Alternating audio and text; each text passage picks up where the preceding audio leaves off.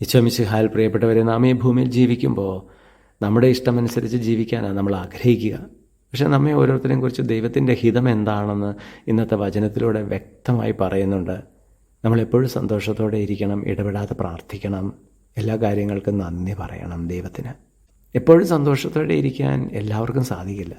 ജീവിതത്തിൽ ദുഃഖങ്ങളുണ്ട്, വേദനകളുണ്ട്, നൊമ്പരങ്ങളുണ്ട്, പരാജയങ്ങളുണ്ട്, ആഗ്രഹിച്ചതും പ്രാർത്ഥിച്ചതും കിട്ടാതെ വരുന്ന അവസരങ്ങളുണ്ട്. പക്ഷേ അവിടെയൊക്കെ അത് ദൈവത്തിൻ്റെ പദ്ധതിയാണെന്ന് ദൈവമെല്ലാം അറിയുന്നുണ്ടെന്ന് മനസ്സിലാക്കി അതിനെല്ലാം നല്ല രീതിയിൽ സന്തോഷത്തോടെ സ്വീകരിക്കാൻ സാധിക്കുന്ന ഒരു വ്യക്തിക്ക് എപ്പോഴും സന്തോഷിക്കാനാവും. പരിശുദ്ധ കന്യാമറിയം നമ്മുടെ അമ്മ എപ്പോഴും സന്തോഷിച്ചൊരു വ്യക്തിയാണ്. പിന്നെ നമുക്ക് ഭക്ഷണം ഇടയ്ക്കൊക്കെ മതി, വെള്ളം ഇടയ്ക്ക് കുടിച്ചാൽ മതി, പക്ഷേ ശ്വാസം ഇടയ്ക്ക് പോരാ, എപ്പോഴും വേണം എന്ന് പറഞ്ഞതുപോലെ തന്നെയാണ് നമ്മുടെ ഒരു ജീവവായുവാണ് പ്രാർത്ഥന.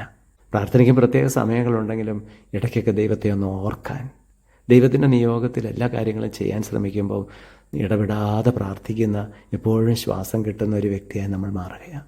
പിന്നെ എല്ലാ കാര്യങ്ങൾക്കും നന്ദി പറയാൻ, ഒത്തിരി പ്രാർത്ഥിച്ച് കിട്ടുന്ന കാര്യങ്ങൾക്ക് നമ്മൾ നന്ദി പറയാറുണ്ട്. പക്ഷേ അനുദിനം നമ്മുടെ ജീവിതത്തിൽ നാം അറിയാതെ തന്നെ ദൈവം തന്നുകൊണ്ടിരിക്കുന്ന കൃപകൾക്കും അനുഗ്രഹങ്ങൾക്കും അവസരങ്ങൾക്കും സംരക്ഷണത്തിനും നമ്മളെപ്പോഴും നന്ദി പറയണം. ഈശോയെ, ഞങ്ങളെല്ലാവരെയും അങ്ങ് സമർത്ഥമായിട്ട് അനുഗ്രഹിക്കുമാറാകണമേ, ഇപ്പോഴും എപ്പോഴും എന്നേക്കും. ആമേൻ.